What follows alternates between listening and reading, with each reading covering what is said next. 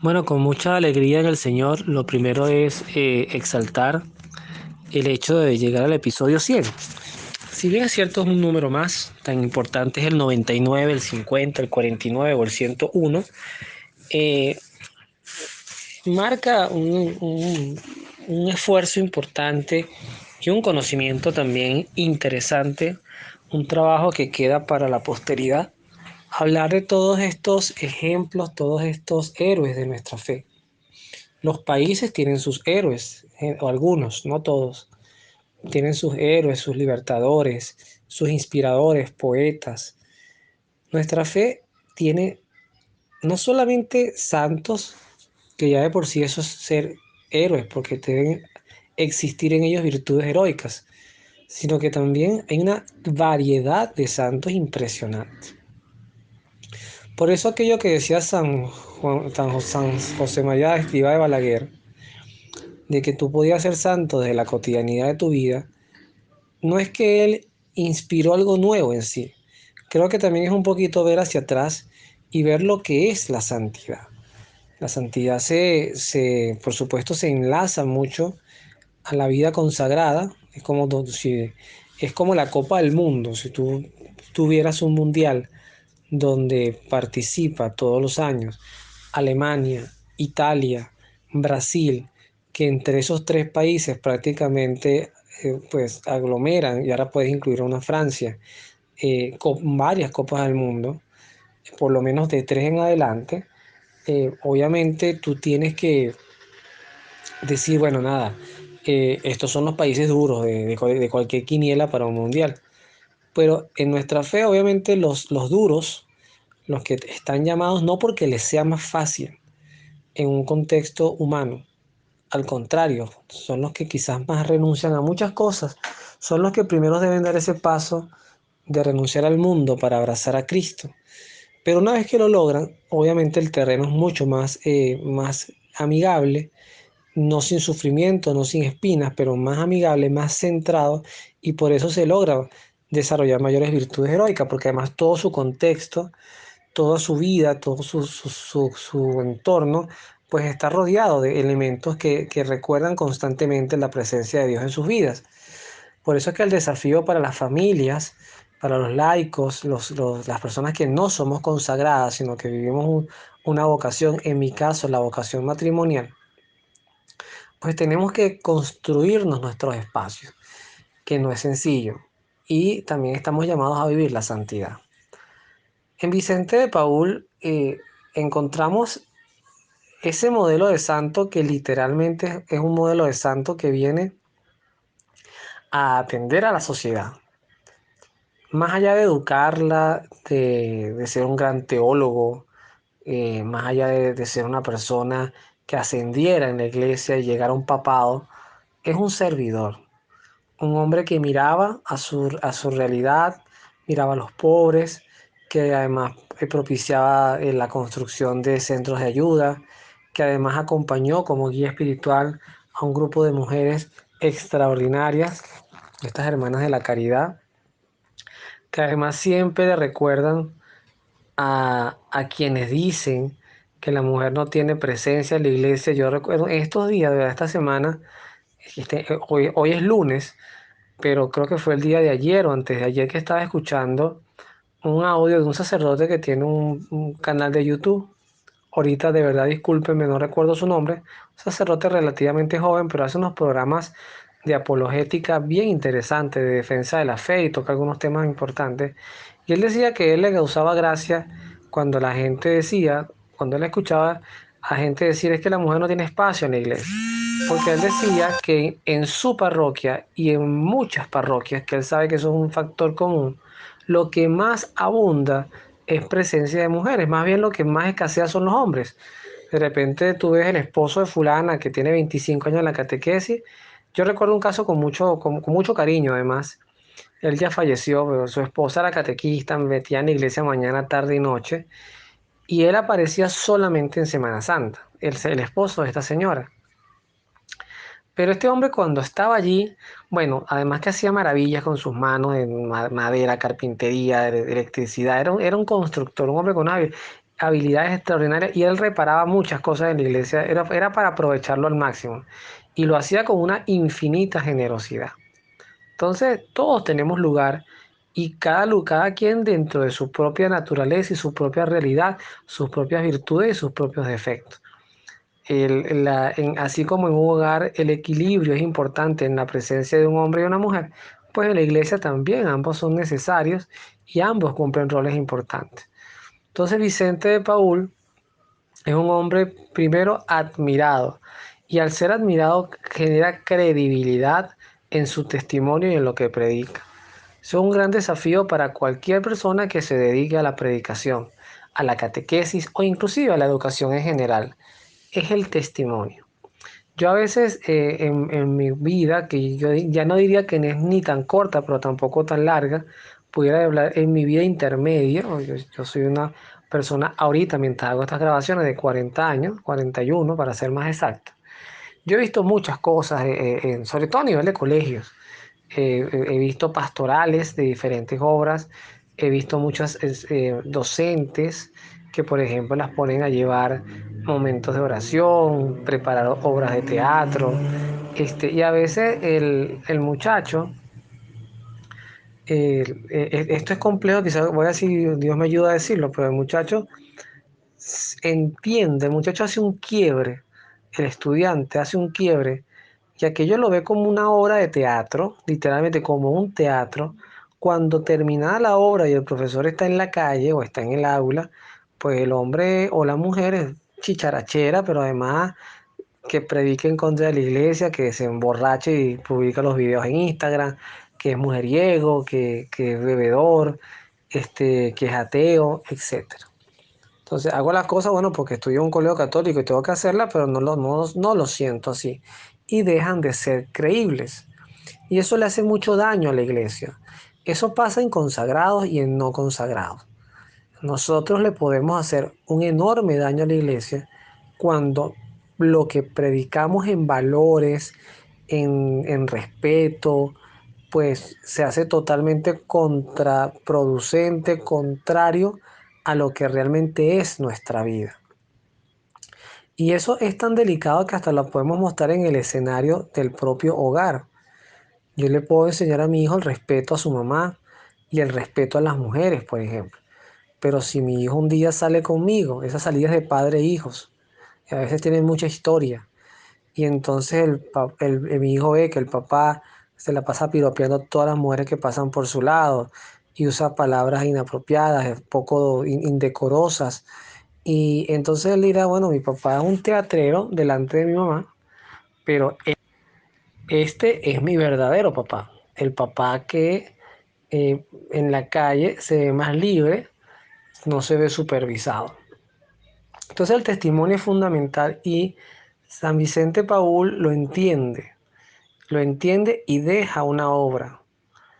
Tanto es así y me gusta que estas cosas pasen, porque yo puedo decir, no sé cuánto durará una obra de este tipo en redes, en YouTube. Yo a veces escribía, yo tuve años que escribí mucho, escribí 52 artículos en un año, a veces un poco más, otro un poco menos, me gustaba escribir en un blog, pero ahorita tengo más de 500 videos en YouTube de diferentes tipos, entre esos por supuesto muchos alimentados por lo que emana de este grupo de WhatsApp. Pero si por ejemplo aquí sumo 100 en el otra, a la luz de su palabra van 120 y pico y ahí son 220 y tantos videos que se han generado desde esta obra, que agradezco mucho el estar allí y como siempre digo y la recuerdo y le doy su reconocimiento a Natasha Antonini, que fue la que en su momento me contacta a mí y luego a mi esposa para que hiciéramos algo durante la pandemia. Bueno, ese algo todavía está aquí dando un poco de frutos. Eh, pero de esos 500 videos, de repente en la posteridad, quién sabe si sobrevivan 3, 4. Fíjense que es bastante delicado decir que una persona que escriba 30.000 artículos o tenga 30.000 escritos, solamente se le recuperen 3.000, aproximadamente un 22-23% de su obra, es decir, que más de un 78% de su obra está perdida. pero de repente esas horas perdidas en su momento, quienes las hayan leído, pues para algo les sirvió y Dios quiso que esto fuera lo que quedara para la posteridad, las 7000 encontradas. Fíjense que así pasa con la Biblia. En la Biblia hay muchos escritos apócrifos, o sea, no inspirados, considerados como no inspirados, que es el Evangelio de Pedro, el Evangelio de Judas, que es el Evangelio de Magdalena, que es el Evangelio de Santo Tomás. O sea, hay muchas obras que son públicas además.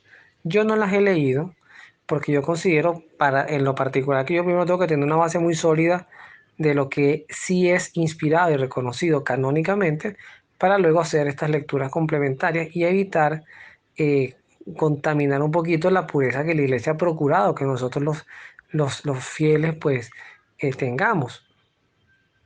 Pero con la Biblia pasó exactamente lo mismo.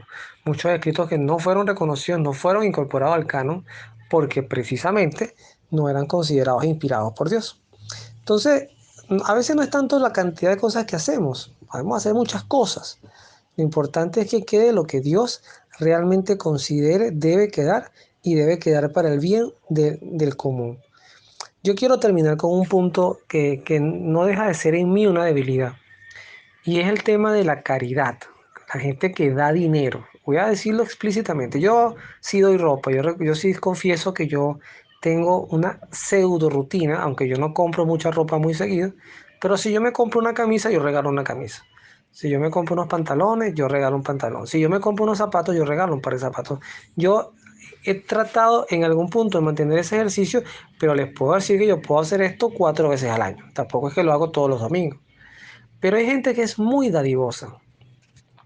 Y esa generosidad, eh, que además yo creo que hay unos que la pueden hacer más que otros y con mucho más impacto. Y no dar de lo que sobra, como decía Jesús, sino dar de lo que realmente nos pega. Eso a veces brilla, es una forma en que la providencia puede actuar en alguien. Yo en estos días ponía en mi mente, no en público, un ejemplo muy sencillo. Supongamos que usted, un grupo de 100 personas, va a un hospital, y allí visita a una familia. Bueno, no entrarán todos, pero el concepto es que sea un grupo de 100 personas que se agrupe para decir nosotros vamos a hacer caridad y en silencio. Y delegan a una persona o varias, se turnan, que van a visitar hospitales y evalúan casos. Aquella persona necesita una operación de corazón abierto, esta necesita hacerse una operación por traumatismo, por fractura, aquella necesita extraerse un tumor, cualquier cosa. Aquel tiene que hacerse una diálisis, ok, evalúa. Y luego se toman en cuenta presupuestos. Y el presupuesto sale en $10.000. Obviamente, si tú divides 10.000 entre aproximadamente 100 personas, bueno, usted más o menos hace su cálculo ahí. Usted dirá, bueno, $100 no podemos poner, si fueran 10, sí, creo que son $100, no podemos poner todo. Quizás sí, quizás no. Pero si tú amplías el espectro y el grupo ya no es de 100, sino que ya es de 1000, y tú dices, bueno, cada uno va a poner $10, $10 es más asequible, 1000 personas que se llamen, por ejemplo, los mil que actúan en pro de algo, una causa. Puede ser un grupo anónimo, pero el compromiso es que si estás en ese grupo, una vez al mes, o una vez cada 2 meses, o una vez cada trimestre, tenemos que buscar casos que requieran ayuda y el tope es dar $10.000. Mire, con $10.000 algo se hace, algo se hace. Entonces, si eso lo pueden hacer 1000 personas, 1000, si le sumáramos unas 10.000 y el aporte fuera de $1, ¿ok? O si le sumáramos 100.000 y el aporte fuera de 0,50 o de $1 también. Imagínense un país que tiene 30 millones de habitantes como mi país, aunque creo que ahorita debemos estar por 26 por la migración, 25, pero imagínate lo que sería armar grupos parroquiales. Por lo menos la iglesia donde yo asisto tiene una capacidad, tengo entendido, no sé si me equivoco, de 800 personas, pero supongamos que sean 300, pero en las 6 misas que hacen durante el día, vamos a suponer que albergan 800 personas. Y cada persona, pues con un propósito, se propone, valga la redundancia, y confiando en la administración de la iglesia, vamos a atender casos de operación. Y bueno, al azar sacamos el caso todos los domingos y la gente colabora, todo el mundo va a dar 10 bolívares, $1, $10 o 5, pero fijamos un monto fijo, porque si cada uno da $1, son $800, supongamos que son 800 personas. Pero en ese sentido, para no hacer la idea tan espesa, lo que quiero decir es la importancia de activarnos en la caridad, porque a veces abogamos a muchos milagros, pero hay milagros que están en nuestras manos. O sea, hay familiares nuestros, yo tengo 2 casos de mi familia que requieren operación. Una quizás un poquito más delicada que la otra, pero por el contexto de la operación en sí misma. Imagínate tú, como eso, pues cuántas personas no estarán necesitando ayudas y nosotros como comunidad cristiana pudiéramos hacer tantas de esas ayudas, promover una suerte sin estar haciendo tantos protocolos que si la ONG, que si la funda, no, no, sencillamente reunirnos, tener una administración seria y empezar a atender causas sociales. Y eso sería darle un brazo, darle manos a la providencia para decir, esto lo hacemos para que ames a Cristo, no para que nos ames a nosotros y sea totalmente en el anonimato. Usted no tiene que saber ni quién le ayudó Dios. Eso también lo inspira a un santo como Vicente de Paúl, un santo capaz de hacer que una persona, por la donación de una, construyera un hospicio para ancianos. Eso habla de que si con uno lo puedes hacer, imagínate cuánto no pudiéramos hacer si nos pusiéramos de acuerdo varios. Qué difícil a veces ponernos de acuerdo. Aunque hay tantas formas de comunicarnos, pareciera que mientras más fácil es comunicarnos, más fácil es conseguir excusas para no hacerlo. Bueno, dejo esa reflexión allí y que este santo, pues al igual que tantos otros que hemos conocido, nos inspiren a ser parte de la iglesia en salida, como diría el Papa Francisco, una iglesia que sienta y que haga sentir el amor, el servicio y el perdón de Dios. Que Dios los bendiga, nos vemos en la oración.